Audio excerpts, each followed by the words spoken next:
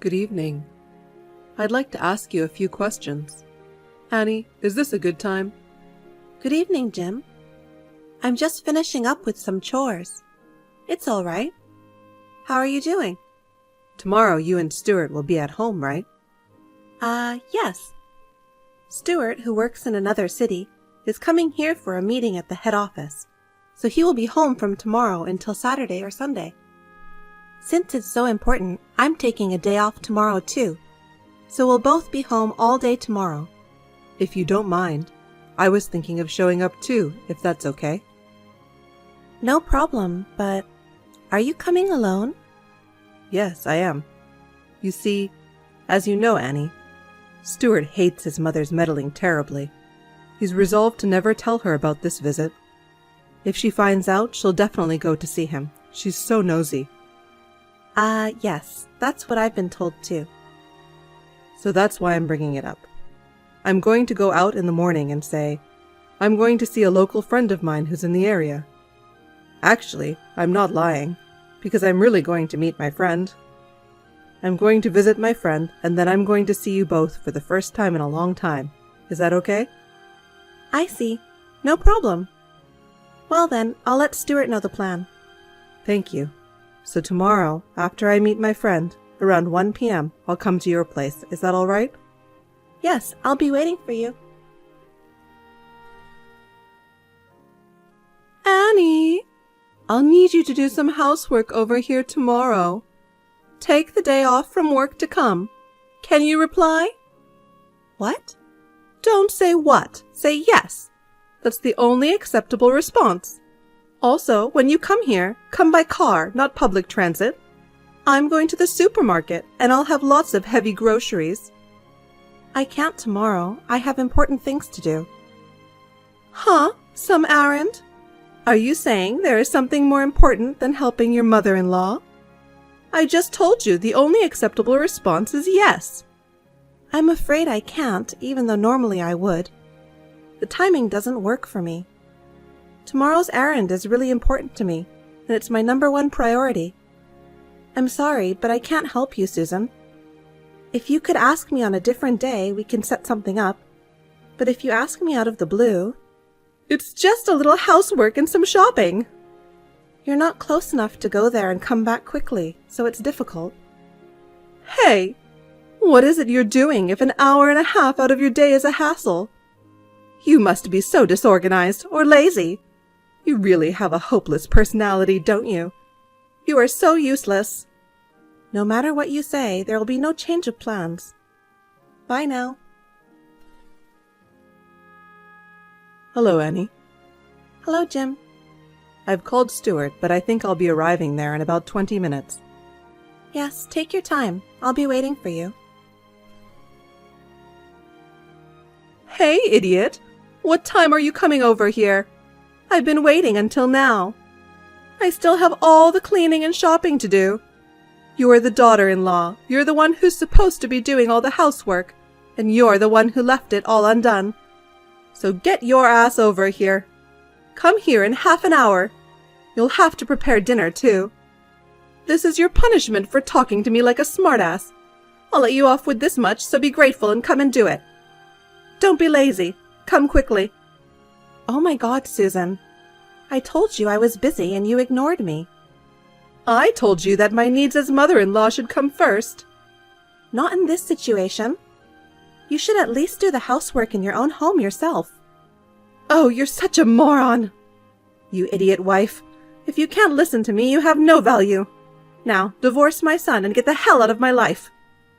Susan, you might want to stop being so abusive to me. Huh? That's a terrible accusation to call me abusive. I'm just trying to discipline my moronic daughter-in-law who doesn't listen to me. Your husband Jim is very angry. What? Susan, that's enough. What? You? What are you suddenly talking about? Don't play dumb with me. I'm at Stuart and Annie's house. What? Stuart came home over the weekend for work. I came to see him on the way to see my friend. Stuart is home? This is the first I've heard of it. I didn't let you know. I didn't tell you. If you'd had told me, I would have gone with you today. Then I could have disciplined Annie in person. Why didn't you tell me? Stuart asked me to keep it quiet, so I didn't tell you. Stuart did? Why? He's not the kind of boy who would cut his mother out of his life, is he? You're still unaware, huh? Unaware of what? That Stuart is annoyed by you. What? Being annoyed by me? That can't be true. I've loved him so much ever since he was born. How can a mother's love for her child be so deep and he can't feel that? You should realize that your mother's love is actually your own self-indulgence. Stuart is fed up with all your interfering, even after he's grown up. How can you say that? You're the one who should have done something as Stuart's father. What about you? I don't know how much I can call it fatherly, but I'm proud to say that I'm what Stuart needs as a parent when the time comes. Huh? What are you talking about? What makes you think he feels that way? Let me give you 2 examples. The first one, I've been introduced to a classmate who says he is Stuart's best friend. What? Best friend? You know Curtis, don't you? What? Curtis? The boy I told him not to hang out with because he grew up in an orphanage? You mean Stuart was friends with that boy, ignoring what I told him? That's right. Oh my God. Orphans are nothing but losers when they grow up. Curtis is now the president of a company with an annual sales of $1.5 billion. What? He studied with the best university overseas while earning his own tuition, graduated, and started his own business. When I met Curtis, Stuart said, he's going to be a big shot someday. Unlike you, he had a good eye for people. That parentless man is the president of a company with an annual sales of $1.5 billion? You're kidding, right? How is that possible? Let's go to the second one. Annie, who became Stuart's wife. Stuart introduced her as the girl he's thinking of marrying, 2 years before he came to tell us he was marrying her. What? I didn't know anything about that. He said he wouldn't introduce her to us until the last minute, because he knew his mother would object for no reason if she knew. So then, that's why he rejected my idea for who he should propose to. Because he was already dating Annie. Who in the world was this matchmaking with? You know her. It was Amelia. Huh? You mean that Amelia? Yes. She and I worked at the same part-time job and we got to know each other very well. She's charming, beautiful, and the daughter of a CEO. She's a much better match for Stuart than Annie, who's from a mere working-class family. And Annie is an idiot wife who can't even listen to me. If this was going to happen, I should have forced him to marry Amelia back then. That Amelia, though. She's a single mother now with 3 children whose fathers are unknown. Huh? She's divorced and her parents have disowned her. Huh? She's that kind of woman? She's the daughter of a CEO. Everyone in her hometown knows about it. Your prejudice, which only looks at the surface, is so obvious. No, but I didn't mean it that way. Once again, I'm glad Stuart has a good eye for people. If he had followed your advice to choose someone, he might have had to go through an unnecessary life of hardship. I'm also glad he didn't inherit an insane personality like yours. I'm glad he grew up to be a decent human being, even with you as his role model. I don't mean to be. I'm getting off track here. I didn't realize you were also so verbally abusive. I was just trying to keep her in line. I think that idiot wife and other such abusive words are unacceptable. Stuart is nodding his head in agreement. Even Stuart? It's terrible. You're all excluding me, treating me like some villain. Don't you feel sorry for me? I'm leaving now. Let's talk about our future. Our future? 10 years ago, I gave up and accepted your personality. But this time, there are too many things I can't overlook. I'm not going to change my mind about this. What? Annie, where the hell did you go? Answer me. Yes, what is it? You! Where on earth have you run off to? I came to check the house, but it's deserted. Oh, you're home after all. You were right to take your husband's advice and move out first. Huh? My husband's advice? Well, I suppose he's not your husband anymore. The divorce papers were officially accepted, weren't they? Shut up! It's his fault for not understanding my feelings for my child. But I'm sure Stuart will understand. Even though Jim told you so much, you still don't understand. What? Annie, you only spent 3 or 4 years with Stuart. You can't understand the depth of the bond between a mother and her son who spent almost 30 years together. Stuart is being deceived by you people. He would never cut me out of his life. Stuart decided we should move out to get away from you. What?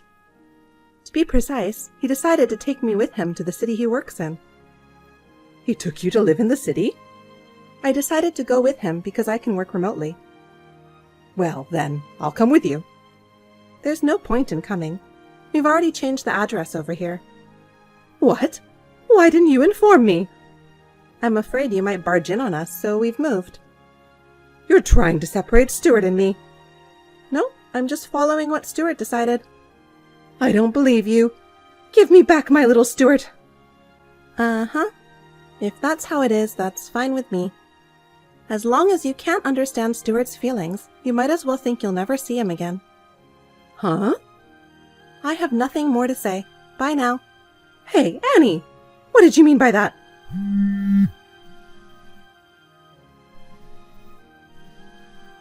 Tell me! Annie!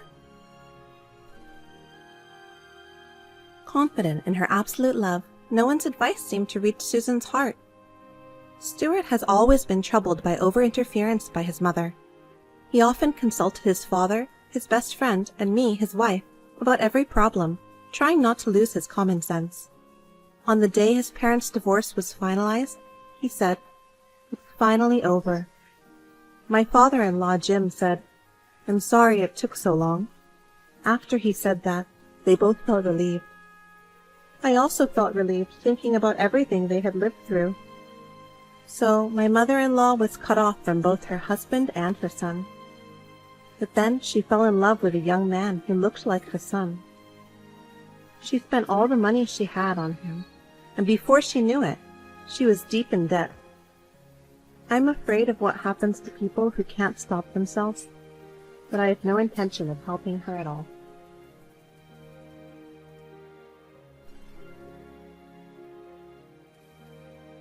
Stephen, can you make some time for me? I have a question I want to ask you. Can I call you? Oh, now? Right now, if possible. It's important. What's so important? I'm in the middle of a conversation with my parents. Can't I call you when I get home? I'm calling because I want to hear from you as soon as possible. If you can't take the call, you can just text with me. I guess I don't have a choice. So, what is it? My bank book and my credit card I left in the safe are missing. Do you know anything about it? They were definitely there last week, but when I looked just now, they're gone. Did you move them somewhere else? Oh, about that. I withdrew the entire amount in the last few days and gave it to my dad. What do you mean? All of it? That was $30,000, wasn't it? Why did you do that? Look, I'm rebuilding my parents' house. They said it was $25,000 more than they had planned for some reason. I looked at the bank book in the safe and found your $30,000, so I thought it was perfect. Oh, and the other $5,000 is to cover the sales tax. Why are you taking my money without consulting me? And why are you using it to rebuild your parents' house? Well, we're going to live together in the future. What? It's a 2-family house for my parents' retirement, and we should pay for it too, right? Wait a minute. What do you mean, live together? Huh? I don't have to explain it to you, right? We are the eldest son and daughter-in-law. We're supposed to take care of our parents when they get old, so it's only natural that we live with them. You are the eldest son's wife, right? So that's why. You should have been prepared for that from the time we got married. What are you talking about, Stephen? I really have no idea what you're saying. What? This rebuilding to a two-family house is for your sister to move in, not us.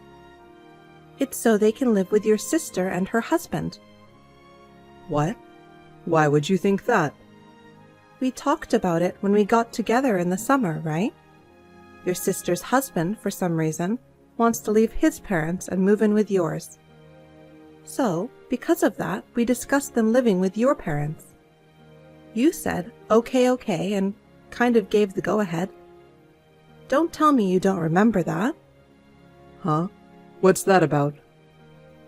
I know he was going on about something, but was it about moving into that house?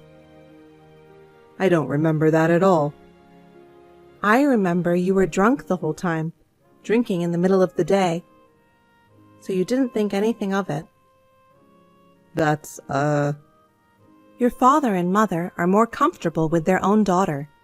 So, in other words, they'd prefer to live with her rather than me. That's already in the process of being discussed with them. So we can't live with my parents? Does it mean that the two-family house is not for us? I'm the eldest son. How is that possible? You know what? Even if you didn't hear what was said during our summer gathering, didn't you think it was strange that we never talked about the reconstruction of your parents' house, even though it's already in full swing? At that point, didn't you at least think something was off? You didn't at least think something was wrong at that point? No, I'm the eldest son and I'm supposed to live with them. Well, anyway, that's not what I'm asking you about right now. Why did you take my bank book without asking me? That money was saved up when I was single. It's not yours. Even if we were to move in with your parents, you can't just use it without my permission. You have about $10,000 of savings money, don't you? If you want to help your parents, use your own savings first. No, you know what? Actually, I already spent it. What did you spend it on? I paid for my parents' vacation. You mean that long trip overseas last year? I wanted them to enjoy some time alone before we move in together. But your sister and her husband are the ones moving in with them. Well, I didn't know that, so you can't blame me. It wasn't on purpose, so don't blame me. It's not that you didn't know, it's that you didn't listen to me. On top of that, you wasted $10,000 with your mistake. On top of that, you even used up my $30,000. I know you want to show respect to your parents, but the way you did it was wrong. I'm sorry I was wrong about so many things. But you know what? Your 30 grand and my 10 grand were our money. It doesn't matter when we saved it up. What's wrong with using a married couple's common property to help out their parents? What are you talking about? The money you save when you're single, even after marriage, your spouse can't spend it without your permission. Huh? What kind of rule is that? I'm just telling you what the law says. The law? Is there really a law like that?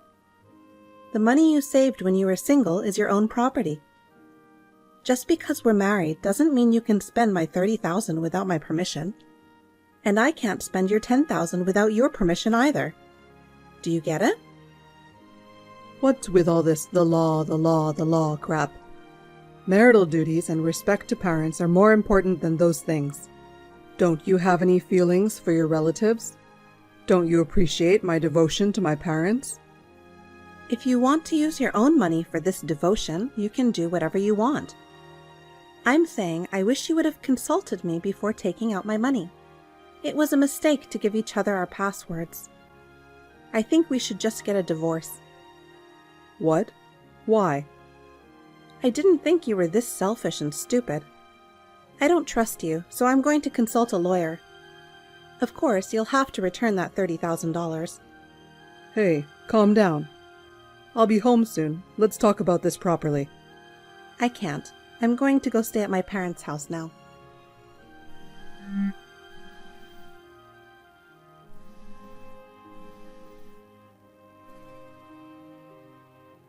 That night, my in-laws came to my parents' house. They said that my husband had told them that my $30,000 was money that he had saved by himself. My in-laws, who were suspicious of my husband's flustered behavior on the phone, questioned him and found out what had happened. In a panic, they came to apologize with the bank book, credit card, and $30,000 in cash that had already been withdrawn. My husband, who was the main perpetrator in this situation, did not come to apologize directly.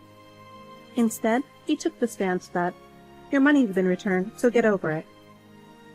So I quickly divorced him with the help of a lawyer. However, after that, I continued to receive messages from him asking me to get back together with him, so I blocked him. I also changed my phone number and email address, moved out of my parents' house, and started working.